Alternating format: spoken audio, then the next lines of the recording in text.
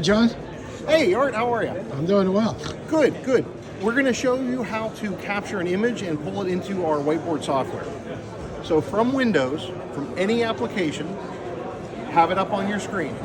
We can either capture the entire image or just part of it.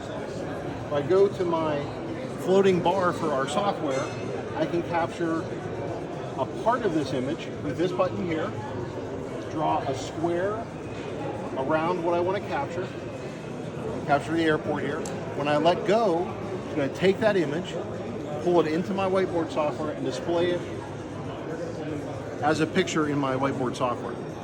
Once it's in here, I can copy it, delete it, or I can draw on it. Add markups. Add this, I can remove those. I can change the size of the screen, size of the image. I can move it around.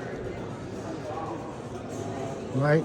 Once I add I can add shapes. If I want to, I can glue, put a circle here, put a circle here. Once I have my image the way I want it, I can save it and add it to my list of files. And Great. it saves just anywhere in the network or on the board. Great. That's fantastic, John. Thanks for the demo. No problem. Appreciate Anytime, it. Mark.